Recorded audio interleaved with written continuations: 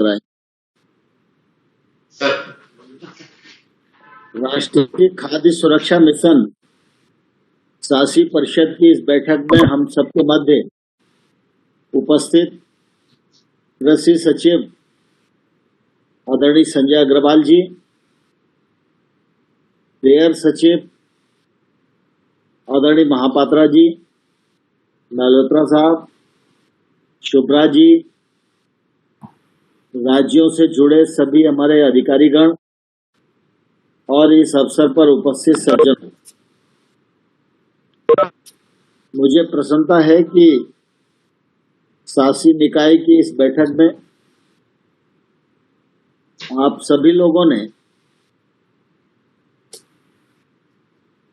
रुचि पूर्वक भाग लिया और राज्यों ने अपने सुझाव भी प्रस्तुत किए, अपनी आवश्यकताएं भी प्रस्तुत की। उसके लिए मैं आप सबको हृदय से बहुत बहुत साधुवाद देता हूं। बहुत लंबी बात करने की आवश्यकता नहीं है, क्योंकि जब हम लोग निकाय की बैठक करते हैं तो स्वाभाविक रूप से जो विषय रहते हैं उन पर आगे बढ़ना, विमर्श होना, यही हम सबका उद्देश्य रहता है। लेकिन हम सब जानते हैं कृषि का क्षेत्र देश के लिए भी और मानव जीवन के लिए बहुत महत्वपूर्ण है। एक तरफ कृषि मानव की आवश्यकता है, दूसरी तरफ देश के करोड़ों करोड़ मानव की निर्भरता भी कृषि क्षेत्र पर है। कृषि क्षेत्र का आगे बढ़ना देश के जीडीपी में भी योगदान देता है। अगर हम निर्यात को बढ़ा सकें तो विदेशी मुद्रा की भी प्राप्ति होती है और कुल मिलाके कृषि का क्षेत्र हम सबके लिए आवश्यक और महत्वपूर्ण है। इसलिए आप सब अनुभव करते होंगे कि यह क्षेत्र आगे बढ़े, इस क्षेत्र में निरंतरता बढ़ती रहे, इस क्षेत्र में फसलों का प्रबंधन होता रहे, उत्पादन भी बढ़े, उत्पादकता भी बढ़े, हम अपनी आवश्यकता को भी पूर्ण कर सकें, दुनिया की आवश्यकता में भी सहभाग कर सकें। इस दृष्टि से भारत सरकार राज्य सरकारों के साथ मिलकर बहुआयामी प्रयत्न करती है। जब खाद्य सुरक्षा मिशन का विषय आता है तो निश्चित रूप से इस दिशा में जब हम विचार करते हैं तो हमारे ध्यान में आता है कि भारत सरकार और राज्य सरकार के किसान हितैषी नीतियां, किसान का परिश्रम, हमारे वैज्ञानिकों का अनुसंधान,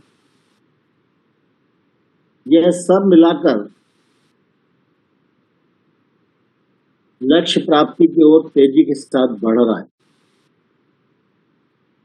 खाद्यान्न उत्पादन की दृष्टि से अगर हम गत 5-6 वर्षों का भी तुलना करें तो लगभग 18% से अधिक की वृद्धि है। उत्पादकता में भी 15% से अधिक वृद्धि दिखाई देती है।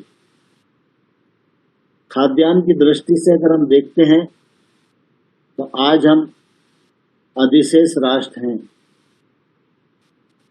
आज उत्पादन की समस्या हमारे सामने नहीं है, लेकिन फसल के उपरांत हम प्रबंधन कर सकें, उपार्जन कर सकें, किसान को भाव मिल सके, ये संकट और ये चुनौती हम सब लोगों के सामने। दूसरी ओर हम देखते हैं तो दलहन और तिलहन की हमारी आवश्यकता है। दलहन के मामले में काफी अच्छा काम राज्य सरकारों और किसानों ने किया है। लेकिन अभी इस दिशा में हमें और आगे बढ़ने की आवश्यकता है। तिलहन का अभाव है, अभी हम आयात पर निर्भर हैं। लगभग 70-75 हजार करोड़ रुपए का इंपोर्ट हम करते हैं। यह इंपोर्ट की निर्भरता समाप्त हो, इस लक्ष्य को लेकर भारत सरकार काम कर रही है और इसके लिए तिलहन मिशन पर काम किया जा रहा है। और मुझे कहते हुए प्रसन्नता है कि इस बार सरसों की बुआई में जो बढ़त हुई है, इसकी निरंतरता को और आगे बढ़ाए रखने की आवश्यकता है।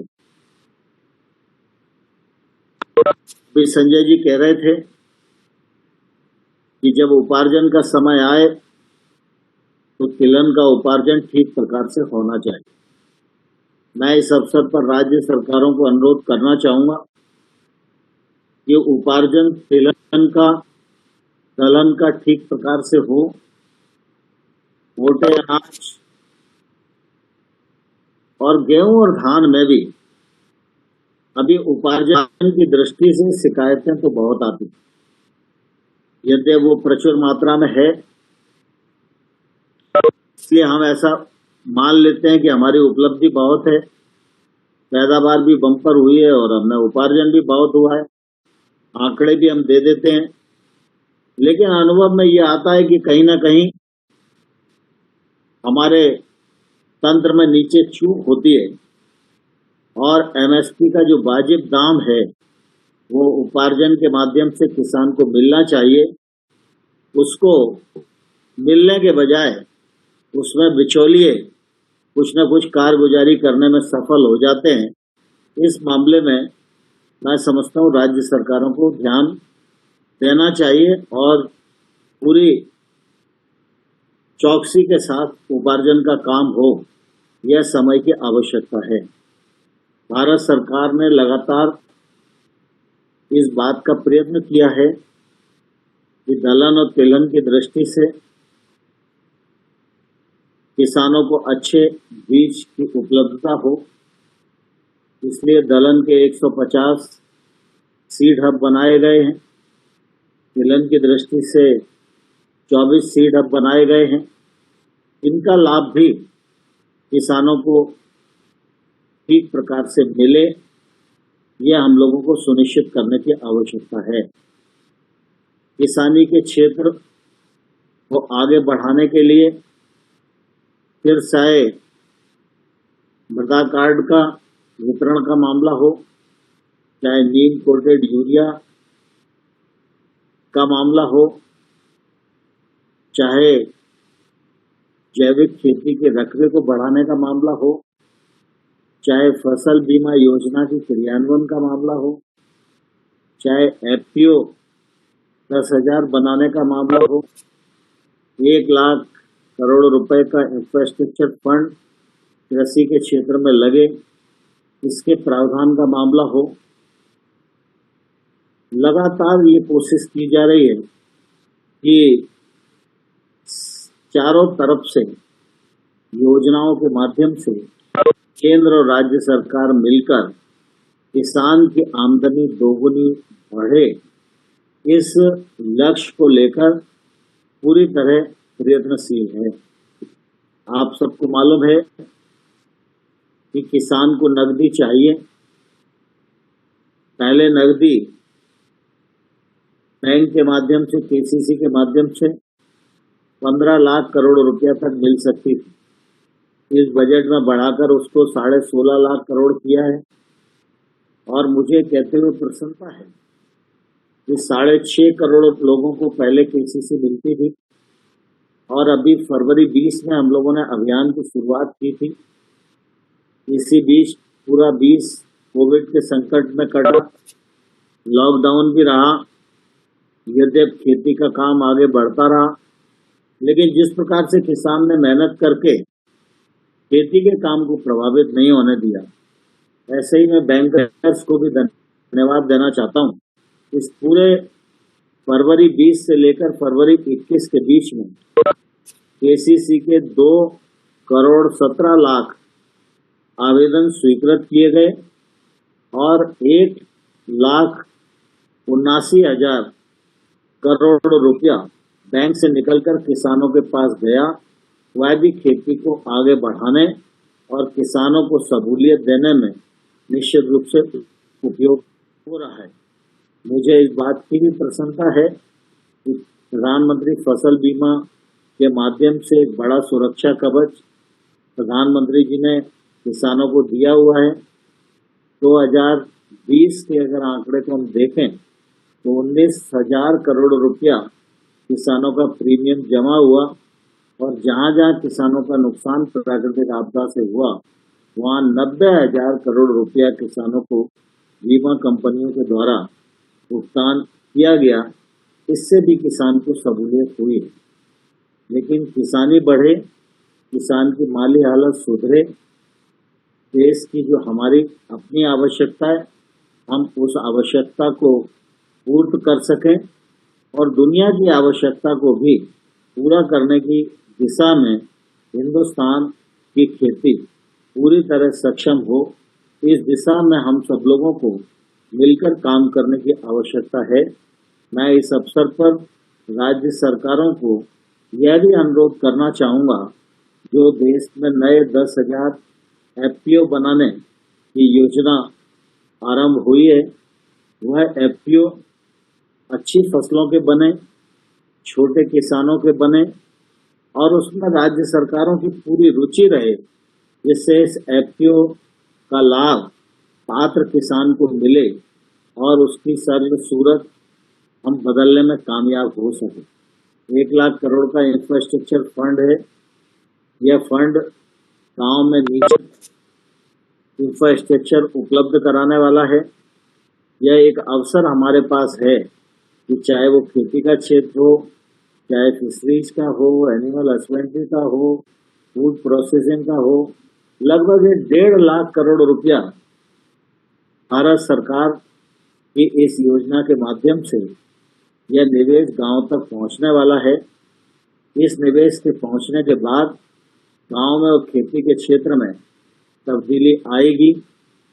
प्रधानमंत्री जी लगातार इस बात पर बल देते रहते हैं कि किसान की आमदनी बढ़े। इस दिशा में जो कुछ किया जा सकता है वो हम सब लोगों को मिलकर करना चाहिए और इसी दिशा में अगर आप देखेंगे तो किसान रेल एक अनूठा उदाहरण है। किसान उड़ान ये अनूठा उदाहरण है। आज किसान उड़ान योजना के प्रारंभ होने के बाद त्रिपुरा का पाइनएप्पल विदेश में जाकर किसान को अच्छी कीमत दिलवा रहा है। यह हम सब लोगों के लिए प्रसन्नता की बात है। इसी प्रकार से लगभग 150 रेल जो एक स्थान से दूसरे स्थान तक फल सब्जियां लेकर जा रही हैं और इन रेलों को हम चलता फिरता कोल्ड स्टोरेज कहें तो अतिशयोक्ति नहीं होगी। इसका लाभ भी किसानों को मिल रहा है और फूड प्रोसेसिंग इंडस्ट्री के माध्यम से हम लोग ऑपरेशन ग्रीन के अंतर्गत किराए में भी सब्सिडी दे रहे हैं। इससे निश्चित रूप से किसान को फायदा हो रहा है और यह कार्यक्रम ठीक प्रकार से चल रहा है। मैं आशा करता हूं कि हम केंद्र और राज्य सरकारें मिलकर खेती के सामने विद्यमान चुनौतियां हैं, इन चुनौतियों का मुकाबला करेंगे और हम अपने जो लक्ष्य तय किए उन लक्ष्यों को पूरा करने की दिशा में सफलतापूर्वक आगे बढ़ सकेंगे। इस अवसर पर आप सबको बहुत बहुत शुभकामनाएं। धन्यवाद।